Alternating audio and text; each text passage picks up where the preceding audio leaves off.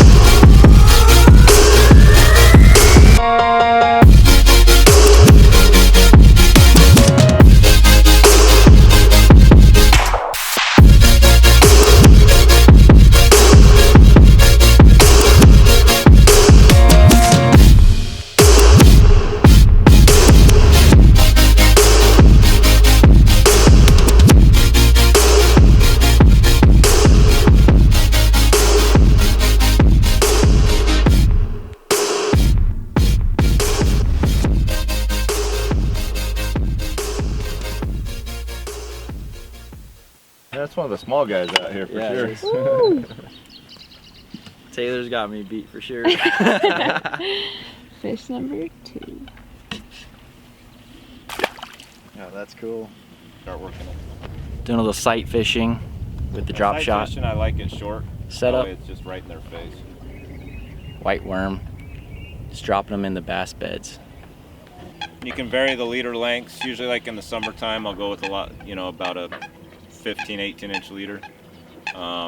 In the springtime, I shorten it up to about 3 to 6 inches. Okay. See this kind of little cleared off area down here? Yeah. That's one of their nests. Some of them are really brightly colored. Some of them are real subtle. That one's more one of the subtle ones. There's another one over here. So the really bright kind of circle. Yeah, what they do is when they clear off the sediment, a lot of those white shells show up. And that's kind of what's significant with seeing those beds down there. Oh, you got it. Gosh, he lets go of it so quick. Maybe I just don't pull quick enough. Yeah, as soon as you see this thing disappear, try to just lift up right instantly when you see it. There you go. Good job. Good job.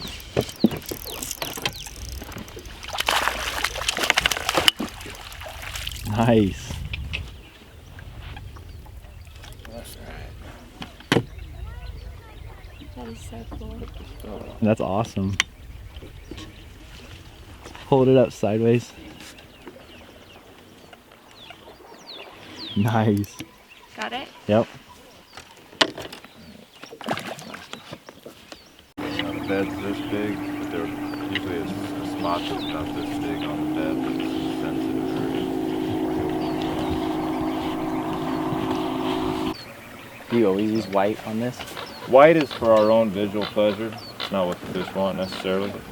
Like I said, their whole thing is to protect that nest, so they'll pick up whatever it is, regardless of color, and carry it off their bed. Okay. So we throw white just so we know when that fish eats the bait. Okay. Where is he? Oh, there he is. Here, racing. He's got you set. Oh.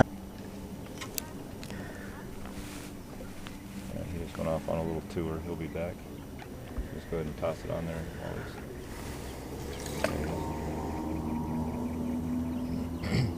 Oh, there he is.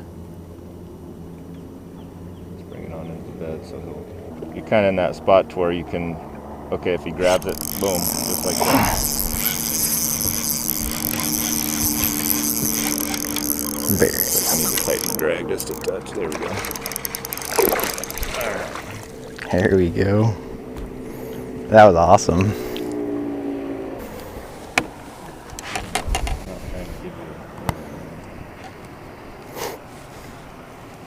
God, that's fun.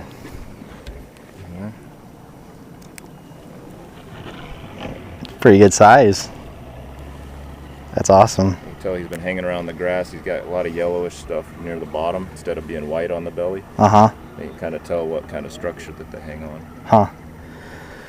See you later, Philip. That's awesome.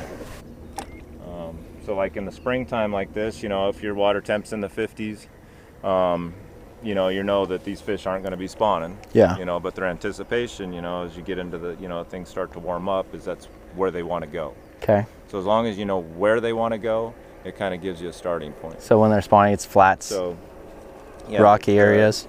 So what happens is when the fish start to move up, like in the wintertime, they're down out here out deep, you know, they're going to be in 60 feet of water. Yeah.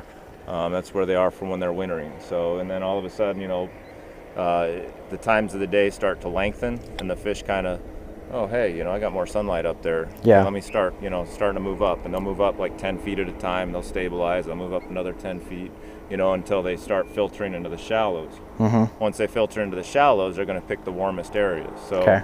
like, you know, the sun comes up, your northwestern sides of the lake Uh-huh. are going to be your warmest. Okay. So those are the areas you kind of want to target first in the spring. And these fish will start moving back into the little pockets and stuff. You know, you get a little indentation like over where that boat is. Yeah. You know, they'll pull up into a little pocket like that, you know, because those little Pre-spawning? pockets warm up. and Okay. it's that pre-spawn time. Okay. And you can throw different, you know, like reaction baits, like a spinner bait, a crankbait, a chatterbait. Okay. Those type of lures to get yourself those fish. Okay. And then, of course, as they transition onto the spawn, then, you know, they're going to be up shallow like this. You can catch them just, you know, with a, you know, throwing a Senko around. Yeah. Or throwing a drop shot around randomly, or like, you know, that transition area. Those are fish that are moving up. So you got the steep wall over here. Yeah. And it comes in, and then all of a sudden, you know, it's you got more of that 60-degree bank. It starts to turn into more of that 45. And then, you know, anything that's right near a flat. So this is a big flat. So you got that steep bank coming in, and there's actually a channel that runs right up into here. So they'll follow that channel up. Okay. And any of your points, whether they're primary points that are kind of on the mouths of the coves, Uh-huh. or the secondary points, which are the points inside the coves, you know, they'll come up the channel and they'll pick one of those points and they'll transition like an on-ramp, Yeah. you know, for a Okay. freeway. Okay. You know, those are their areas where they move up, they move out, especially if it's adjacent to a flat like this where they're going to want to spawn. Uh-huh. You know, you kind of target those transitions that are coming into these areas. Yeah. Oh, there you go.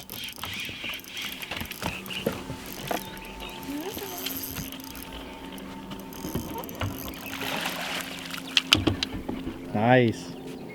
Was that number 3, Taylor?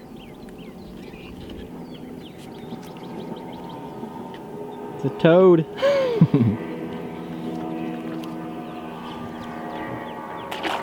That's so much fun. So in the morning you usually fish transition and then you go to site on a tour if you're like what kind of You know, it kind of varies because, you know, if you find some fish that are on beds that are big, yeah. you know, sometimes other people will find those same fish. Uh-huh. So it's advantageous in a tournament to go try to fish that fish even if you can't see real well Uh-huh. first thing.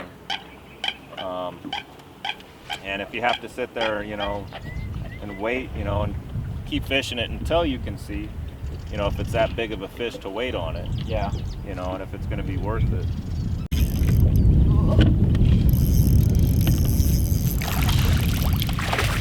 Ooh, that's a big one. Got it. Back to doing your job. Yep.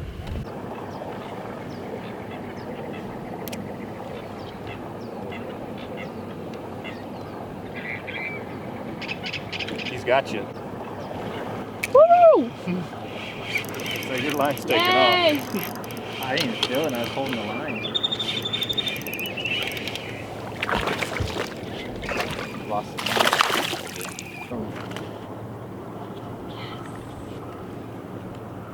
Good job, babe. Thanks. Okay, let me get a picture.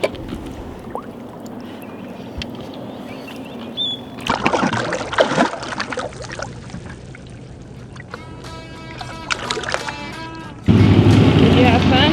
It's a blast. You caught the biggest fish by far, though. I don't know, your last one was pretty big.